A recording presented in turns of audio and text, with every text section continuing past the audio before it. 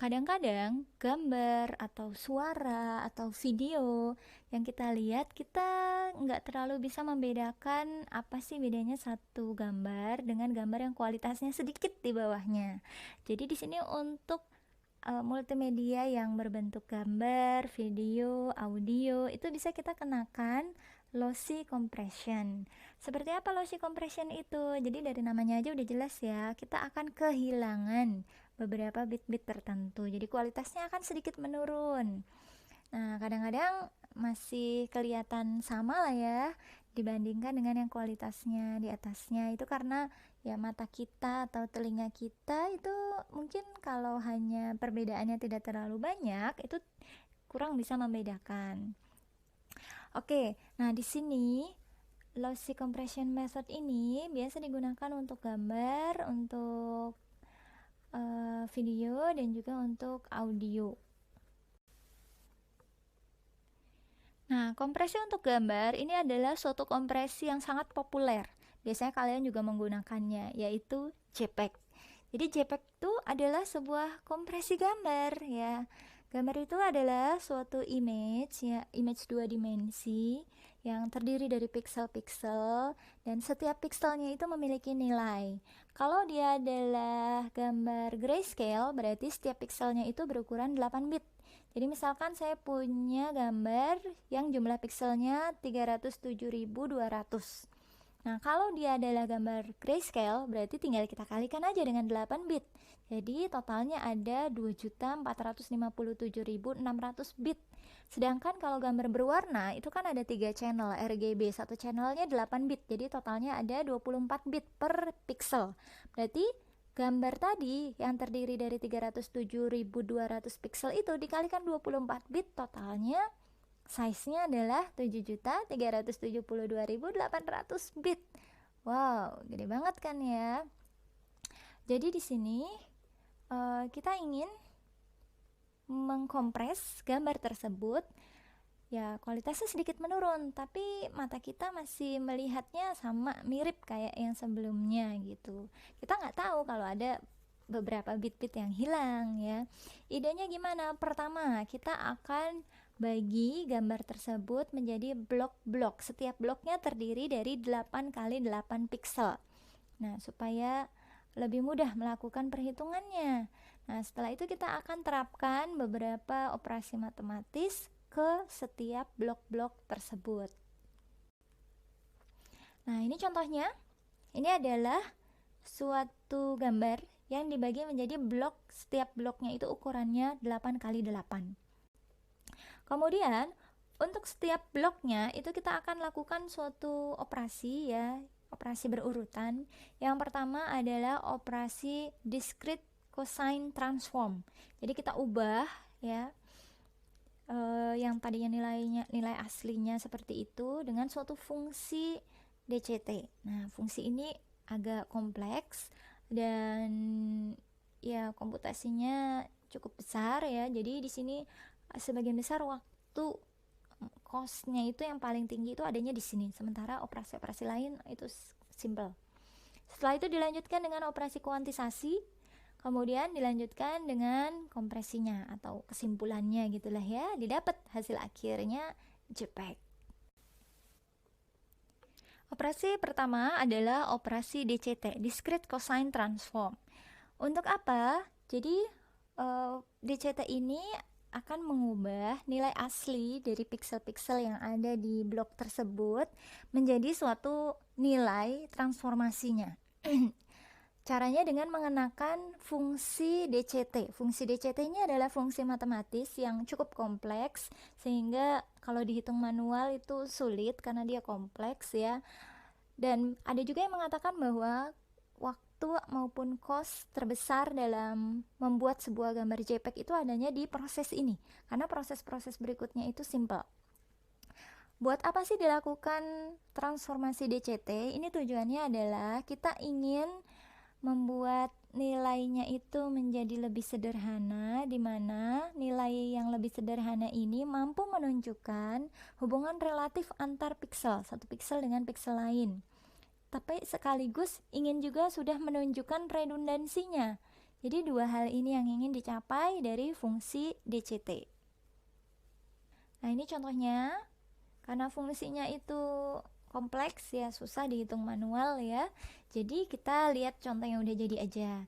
Ini adalah suatu gambar uniform yang hanya terdiri dari warna abu-abu doang ya. Jadi warnanya sama persis, 8x8 itu warnanya sama. Nilainya, value-nya adalah 20. Ketika dikenakan fungsi DCT, didapat hasil seperti ini nih, transform bloknya seperti ini. Jadi kita bisa lihat di sebelah kiri itu pasti angkanya itu adalah angka yang signifikan.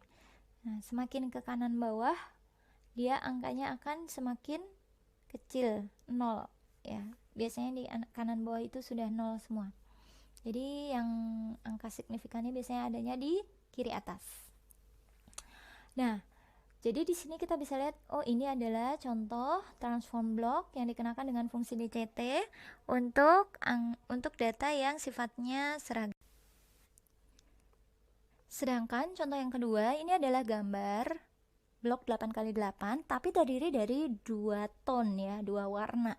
Yang sebelah kiri grayscale agak gelap, yang sebelah kanan grayscale agak terang. Yang sebelah kiri ini value-nya 20 20 20, semua pixelnya nilainya 20, sementara pixel yang di sebelah kanan value-nya adalah 50. Dia lebih terang ya. Nah, di sini ketika diterapkan fungsi DCT didapat hasil seperti ini. Ya, transform blocknya yang warna kuning ini. Ini adalah transform block dari blok dengan 2 warna grayscale yang berbeda. Nah, di sini kita lihat nilainya ya seperti ini. Kalau tadi kan hanya kiri atas yang memiliki nilai, yang lainnya 0 semua. Kalau ini bagian atasnya menunjukkan ada perbedaan nilai. Tapi redundansinya tetap tampak. Jadi ketika warnanya sama, redundan, muncul banyak angka 0 di situ. Sedangkan contoh berikutnya ini adalah gambar yang berbentuk gradasi atau gradien ya, dari hitam ke putih. Jadi kita bisa lihat di sini nilainya berubah secara gradual. Nah, di sini transform bloknya karena ke bawah itu nilainya masih sama, jadi dia nilainya masih banyak angka nolnya yang menunjukkan di sini banyak redundansi yang terjadi, banyak nilai atau angka yang sama. Setelah dilakukan transformasi DCT, proses berikutnya adalah kuantisasi. Kuantisasi ini ditujukan untuk mengurangi jumlah bit yang dibutuhkan dengan cara membagi. Jadi nilai hasil transformasi tadi kita bagi dengan suatu pembagi. Pembaginya didapat dari mana? Ada matriksnya sendiri ya. Nah, pembagi itu digunakan untuk memperkecil nilai yang sudah ada. Kemudian biasanya sih ada pecahannya ya, koma-koma berapa gitu hasilnya. Nah, pecahannya koma-koma itu kita hilangkan. Jadi semakin berkurang jumlah bit yang dibutuhkan. Pengurangan ini, menghilangkan pecahan ini menyebabkan pasti ada data yang hilang ya. Nah, inilah disebut lossy method itu karena kita menghilangkan beberapa data. Dalam hal ini data yang dihilangkan itu adalah pecahan, koma-komaan, hasil pembagian dengan suatu konstanta kuantisasi. Kuantisasinya ini menggunakan konstanta kuantisasinya ini menggunakan suatu tabel kuantisasi berukuran 8x8 yang berperan sebagai pembagi dari angka-angka yang ada di tabel hasil transformasi tadi, blok hasil transformasi tadi. Contohnya ini adalah matriks kuantisasi yang biasa digunakan untuk kualitas 50% seperti yang ada di standar JPEG. Jadi ini adalah pembaginya ya, untuk setiap pixel di 8x8 ini pembaginya sudah ditentukan seperti ini. Setelah dikuantisasi, kita dapatkan suatu nilai 0 yang redundan tadi dihilangkan. Jadi di sini kita menggabungkan nilai angka 000 itu kita gabungkan untuk dihilangkan nantinya ya. Nah, gimana caranya kita mendapatkan angka 0 yang berkelompok gitu? Jadi hasil tadi setelah dikuantisasi itu cara membacanya itu bukan baris per baris, tapi cara membacanya zigzag diagonal dari kiri atas sampai ke kanan bawah, bacanya diagonal seperti ini. Ini cara membacanya ya. Jadi kalau misalnya kita dapatkan hasil setelah di kuantisasi ini seperti ini, maka membacanya dari kiri atas 20, 15, 15, 12, 17, 12 dan seterusnya. Jadi angka nolnya mengelompok. Jadi nanti kita bisa ambil angka yang signifikannya saja. Oke, kemudian adalah kompresi video. Pasti kalian juga kenal sebuah format yang populer yaitu MPEG. MPEG ini adalah suatu format di mana video itu terkompres, size-nya bisa lebih kecil. Nah, sebenarnya video itu apa sih? Video itu adalah motion picture. Jadi terdiri dari serangkaian picture. Ya, jadi dalam 1 detiknya ada sekian frame. Nah, cara mengkompresnya itu ada 2 cara.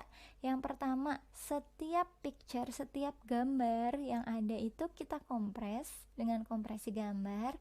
Atau, ini kan gambar itu mengalir dalam suatu waktu ya. Atau kita kompresi waktunya nih. Nah, kalau kita kompresi gambarnya, berarti itu disebut sebagai spatial compressing. Kalau kita kompresi sekian frame dalam satu waktu, itu kita sebut sebagai temporal compressing. Jadi spatial compressing ini adalah suatu kompresi di mana yang kita kompres adalah frame-nya, gambarnya. Setiap gambar itu dikompres.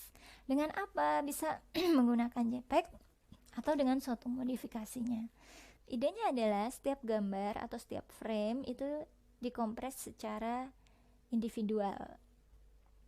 Sedangkan yang disebut dengan temporal compression itu adalah dalam satu satuan waktu kita lihat nih gambar mana yang sama. Jadi yang namanya gambar video itu kan misalnya 1 detiknya 30 frame. Kan nggak mungkin 30 frame itu beda-beda semua. Jadi perbedaannya itu kecil ya. Misal ada video orang lagi ngomong, biasanya yang beda itu hanya di sekitar mulutnya aja, yang lainnya masih sama. Nah, jadi di sini kita akan meremove frame-frame yang hampir sama ya. Kita remove frame-frame yang hampir sama, kemudian nanti jumlah frame-nya kan bisa berkurang, sehingga itulah yang disebut dengan temporal compression. Cara mengkompresi secara temporal ini caranya adalah dengan membagi frame itu menjadi 3 macam frame. Yang pertama adalah I atau intra pictures. Ini adalah sebuah frame komplit, frame utuh yang nggak diapa-apain ya, satu buah frame utuh. Kemudian ada lagi frame yang kita sebut sebagai frame P, predicted pictures. Ini adalah suatu frame yang dia bisa kita konstruksi berdasarkan frame sebelumnya. Kemudian ada frame B atau bidirectional pictures. Ini adalah sebuah frame yang bisa dikonstruksi berdasarkan frame sebelumnya dan frame setelahnya. Jadi gambarannya itu seperti ini. Misalkan aslinya ada 7 frame, 1, 2, 3, 4, 5, 6, 7. 1 itu menjadi frame I, intra pictures. 4 menjadi frame P, di mana 4 itu dikonstruksi berdasarkan frame 1 dan informasi frame 4 misalnya. Kemudian 7 menjadi frame I, intra picture, jadi frame utuh. Sedangkan 2 dan 3 itu bisa dikonstruksi menggunakan frame 1 dan frame 4. Ya, jadi di sini frame 1 dan frame 4 digunakan untuk mengkonstruksi frame 2 dan frame 3. Jadi frame 2 dan frame 3 itu adalah frame B, yaitu frame bidirectional pictures. Jadi nanti kita akan mendapatkan 7 frame lagi dari hanya 3 buah frame saja. Jadi yang muncul di sini hanya frame 1, 4, dan 7. Dari 3 buah frame itu kita akan mengkonstruksi frame-frame yang lainnya juga. Kemudian kompresi audio. Nah, ini kompresi audio sebenarnya bisa dibagi jadi dua macam. Audio yang digunakan untuk speech, pembicaraan, itu orang ngomong, dengan audio yang isinya adalah musik. Nah, itu berbeda ya, sinyalnya berbeda. Ya, jadi kalau untuk orang bicara itu menggunakan sinyal terdigitalisasi 64 kHz. Sedangkan untuk musik itu adalah 1,411 MHz sinyalnya. Nah, karena berbeda di sini, maka cara mengkompresinya juga berbeda. Jadi ada dua macam cara mengkompresi, yaitu predictive encoding dan perceptual encoding. Yang disebut dengan predictive encoding ini biasanya digunakan untuk orang bicara ya, rekaman suara orang ngomong. Nah, ini di sini predictive encoding ini dia menggunakan perbedaan dari satu nilai ke nilai berikutnya ya. Jadi dia akan, ini mirip seperti teknik kompresi video tadi yang temporal. Jadi dia mengambil perbedaannya. Nah, jadi dia akan memprediksi beberapa sampel, beberapa titik ya, menggunakan nilai dari yang sudah ada sebelumnya. Sedangkan perceptual encoding ini biasa digunakan untuk musik nih. Nah, musik dalam CD atau yang suka kalian dengar ya, itu formatnya MP3. Nah, MP3 itu adalah format kompresi audio. Seperti apa idenya? Jadi idenya itu berdasarkan karakteristik telinga kita, telinga manusia. Nah, telinga manusia itu memiliki batas frekuensi yang bisa kita dengar. Ada frekuensi yang nggak bisa kita dengar ya. Nah, frekuensi-frekuensi seperti itu kita hilangkan ya, karena toh nggak kedengeran juga kan di telinga kita. Kita hilangkan frekuensi yang tidak terdengar di telinga manusia. Kemudian ada juga frekuensi yang sebenarnya terdengar di telinga kita, tapi ketika digabung dengan frekuensi lain, berbunyi bersamaan dengan frekuensi lain yang lebih tinggi, yang lebih keras, maka frekuensi tadi yang lebih kecil tadi menjadi tidak terdengar. Contohnya gini, misalkan kalian masuk ke dalam mobil nih, kemudian nyalain audio mobil, tapi nyalainnya pelan banget. Ya setidaknya sampai kalian bisa denger lah, cuma nggak keras-keras banget. Nah, setelah itu kalian nyalain mesin mobilnya. Nah, mesin mobil ketika itu karena tadi audio mobilnya itu sangat pelan, kedengeran sih tapi pelan banget. Nah, itu akan kalah dengan suara mesin mobil sehingga audionya nggak kedengeran. Apa yang kalian lakukan? Mengeraskan volume audionya kan. Nah, seperti itu. Jadi ketika terjadi ada dua frekuensi di mana yang satu itu memiliki tone yang lebih tinggi dibanding yang satu, maka yang lebih rendah ini nggak akan kedengeran. Nah, datanya itu bisa kita remove. Jadi di sini kita akan mendapatkan sebuah hasil kompresi di mana sudah tidak ada data frekuensi yang tidak terdengar manusia dan juga data frekuensi yang kalah, kita sebut dengan tone yang inaudible, itu juga di remove. Nah, seperti itu kuliah kita hari ini. Kita akan lanjutkan nih pertemuan minggu depan. Wassalamualaikum warahmatullahi wabarakatuh.